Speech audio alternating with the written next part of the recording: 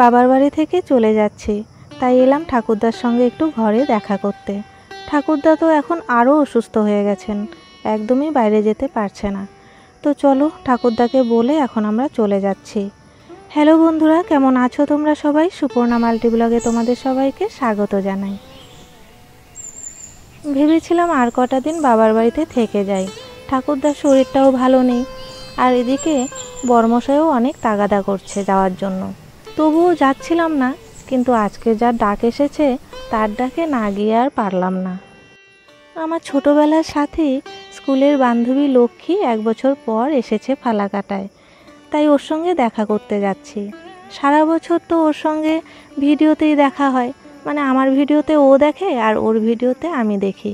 তবে বছরে এই একটা দিন আমরা কিন্তু সামনাসামনি দেখা করি।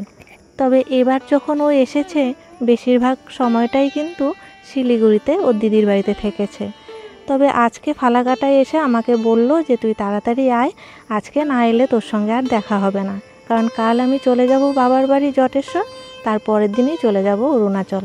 এবার জটেশ্বরে গিয়ে আমি ওর সঙ্গে দেখা করতে অনেকটাই অসুবিধে হয়ে যাবে, তাই ভাবলাম আজকেই গিয়ে ওর সঙ্গে দেখা করি।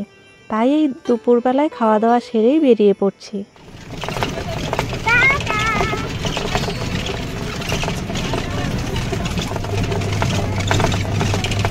গ্রামের বাড়িতে আমাদের এখানে কিন্তু কেউ যখন চলে যায় তখন একদম পাকা রাস্তা অবধি এগিয়ে দেওয়া হয়। আমাকেও ওরা দিয়ে আসতো, তবে আমাদের যেহেতু ফালাকাটাতে টোটো করে যাচ্ছি তাই আর ওরা এত দূর এলো না। তো এই দেখো, এই জায়গাটা তোমাদের কেন দেখাচ্ছি বলো তো? এটা এখন 4 লাইন হচ্ছে, আর 4 লাইন প্রথম থেকে যে কীরকমভাবে তৈরি হলো সেটা ভাবলাম একটু স্মৃতি হিসেবে রেখে দিই। এই রাস্তাটা হলো পুরনো, আর ওদিকটাতে কিন্তু অন্য নতুন রাস্তা হয়েছে। 4টে রাস্তা এরকমভাবেই কিন্তু এখানে তৈরি হবে, এটাকেই 4 লাইন বলে। তো যেরকম বাংলাদেশে পদ্মা সেতু তৈরি হয়েছে আর ওটা যেমন একটা বিস্ময়কর ব্যাপার, তেমনি আমাদের এখানকার এই 4 লাইনও। তো এটা হচ্ছে, আমরাও এর সাক্ষী, তো সেটা তো আমাকে একটু ক্যাপচার করতেই হবে, তাই না? ওই যে দেখো, এখন আপাতত তৈরি হচ্ছে, কেমন অবস্থায় আছে, আর যখন তৈরি হয়ে যাবে তখনও তোমাদের ভিডিও করে দেখাবো। কি মজা, তাই না? ওই যে ওদিকের রাস্তা আর এদিকের রাস্তা দুটো হয়েছে, মাঝখানে কিন্তু পার্কের মতো ওই যে গাছপালা লাগাবে। কত চওড়া আর বড় রাস্তাটা, এর উপর দিয়ে যেতে ভীষণ ভালো লাগছে জানো তো। এর আগে আমি এই 2 বছর আগেই হয়তো একটা ভিডিও করেছিলাম। এই রাস্তাটা তখন এমন অবস্থায় ছিল, মনে হচ্ছিল যে নদীর মতো পার হচ্ছি আমরা, আর আমরা টোটোতে না কোনো নৌকোতে আছি। এত পরিমাণ জল জমে থাকতো রাস্তাগুলোতে।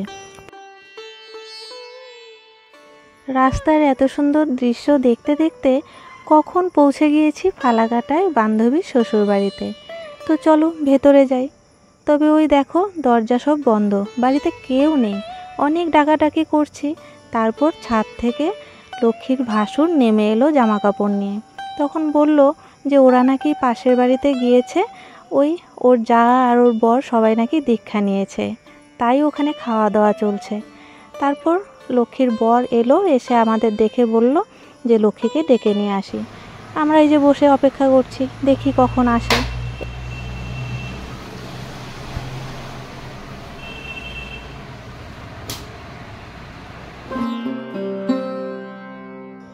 এই যে আমার বান্ধবী চলে এসেছে। আমি এখন পান খাওয়া ছেড়ে দিয়েছি, তবুও আমার বান্ধবী আমার জন্য পান নিয়ে এসেছে। তো আমি বললাম এখন খাবো না, রেখে দে, যাওয়ার সময় পান খেয়ে চলে যাব। কারণ তোর বাড়িতে এসেছি, তুই তো এখন কিছু না খাইয়ে ছাড়বি না, তো সব কিছু খাওয়ার পর একটু পান খেতে ভালোই লাগে। ওদের বাড়িতেই কিন্তু পানের বর রয়েছে, বাড়িতেই পান চাষ হয়, আর ওর শাশুড়ি মা ওখান থেকেই পান তুলে খায়। তবে ও বাড়ি থেকে পান আনার কারণ হলো ওখানে জর্দা ছিল, আর জর্দা ছাড়া পান তো আমি খাই না, তো তাই ও কিন্তু ওখান থেকে পান নিয়ে এসেছে। এখানে লক্ষ্মী আমাকে জিজ্ঞেস করছিল যে এই কুর্তিটা এপি ব্লগস প্রিয়ার থেকে নিয়েছিলাম সেটা কিনা। তো আমি ওটাই ওকে বলছিলাম যে হ্যাঁ, এই কুর্তিটাই সেটা। তবে প্রিয়া যে কালো রঙের কুর্তিটা পরে এই ডিজাইনের, ওটা আমার বেশি পছন্দ হয়েছিল। দুটোই ছিল, তবে ওই কালোটা না এক্সেল, আমার হবে না, তাই ওটা প্রিয়া রেখেছে আর আমি এটা নিয়ে এসেছি। লক্ষ্মী বলল এটাও নাকি খুব সুন্দর।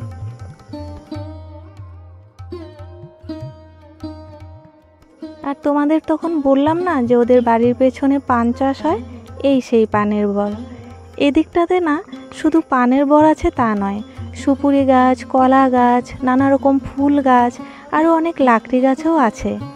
এই দিকটাতে এলে মনেই হয় না আমরা ফালাকাটায় আছি, মনে হয় আমরা যেন একটা গ্রামের বাড়িতেই আছি। ভীষণ ভালো লাগে এই জায়গাটা আমার। তাই যখনই আমি ওর শ্বশুর বাড়িতে আসি তখন এদিকটায় একবার হলেও ঘুরে যাই। এখানে আমরা অনেক ভিডিও করেছি আর ফটোও শ্যুট করেছি, কারণ এই জায়গাটাতে ক্যামেরা কোয়ালিটি খুব ভালো আসে যেহেতু চারিদিকে সবুজ।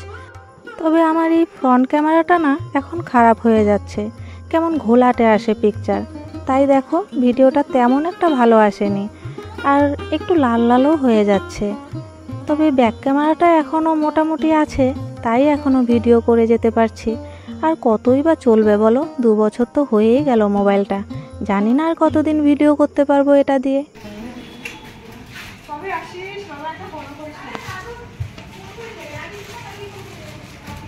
এই 2-3টে বাড়ির পরেই ছোট মাসির বাড়ি, তাই মাসিও এসেছে ওর সঙ্গে দেখা করতে। লুকাইছে তোমাদের দেখে, হ্যাঁ লুকাইছে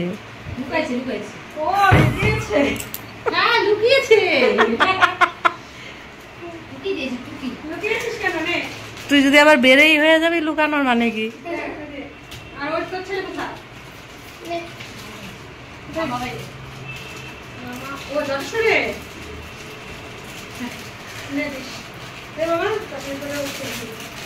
আমরা কিন্তু সবসময় এভাবেই কথা বলি, তাই মিউট করে দিয়ে ভয়েস ওভার দিই। তবে আজকে এখানে একটু হাসি মজা করছিলাম, ভাবলাম তোমাদেরকেও একটু শোনাই, জানি তোমাদের হাসি পাবে। ওই যে এখন কত লোক হয়ে গেল, কত লোক হয়ে গেল, হ্যাঁ হ্যাঁ হ্যাঁ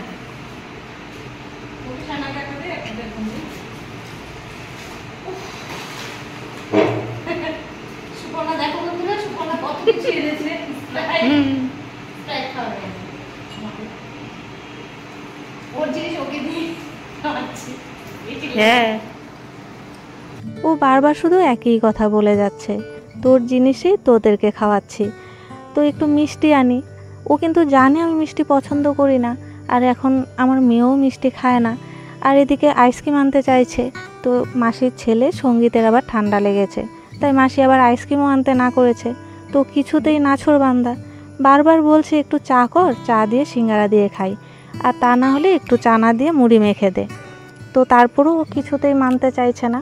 এরপর ওর ভাসুরকে জোর করে পাঠিয়েছে ওই দই আনতে, কারণ মিষ্টি খাবো না বলেছি। আমি বললাম ঠিক আছে, দইটা খাওয়া যায়। তো যাই হোক, চলো, ওই যে ওর যাও এসেছে, এতক্ষণ ও বাড়িতে ছিল, ওখানে গুরুদেব এসেছে, তো আজকেই নাকি ওদের গুরুদেব চলে যাবে, তাই একটু দেরি হয়েছে আসতে, তাই তোমাদেরকে দেখাতে পারিনি ওর যাকে। তো এখন আবার সবাই মিলে এখানে একটু গল্প করছি আর সিঙ্গারা খাচ্ছি।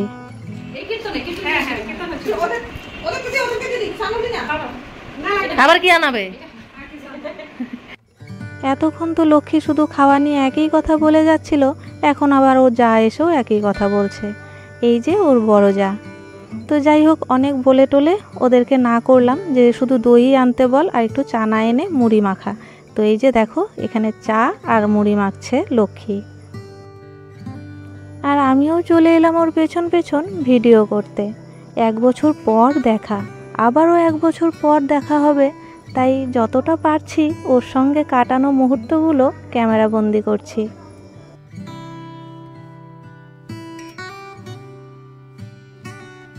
আমাদেরকে বসার ঘরে বসতে দিয়ে ওরা চলে এসেছে এদিকে রান্নাঘরে।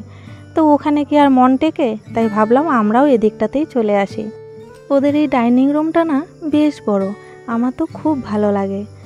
এ বাড়িতে কিন্তু আগে সব যা মিলে ওরা থাকতো, কিন্তু এখন লক্ষ্মী আর ওর এক যা অরুণাচল থাকে, আর এই যে ওর বড় যা এখন এখানে একাই থাকে।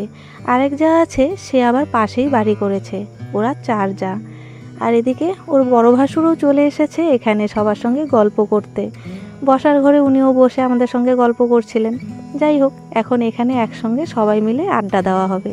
ভীষণ মজা হয়েছিল জানো তো।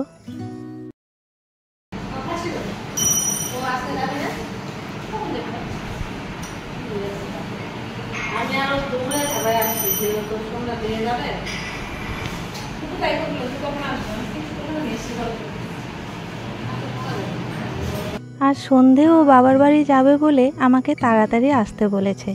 আর আসার পর মাসিও এলো, আর এখন এমন একটা আড্ডা জমেছে। ও বলল আর আজকে বাবার বাড়ি যাবে না, কারণ এই যে আমরা সবাই একসঙ্গে হয়েছি, এরা সব বিয়ের আগে এভাবে কিন্তু আড্ডা দিতাম। আর আজকে এই সব গল্পগুজবের মধ্যে আমাদের সেই বিয়ের আগের সময়টা কিন্তু এনজয় করলাম। তাই লক্ষ্মী বলল এই দিনটা আর ফিরে পাবো না, তাই আজকে আর যাব না, কাল সকালে যাব বাবার বাড়িতে। তো যাই হোক, আমরা সবাই এখানে চা, মুড়ি, শসা, দই, সিঙ্গারা সব কিছু খেয়ে আর গল্প করে আড্ডা দিয়ে অনেকটা সময় কাটিয়েছি। রাত 9টার দিকে বাড়িতে এসেছিলাম।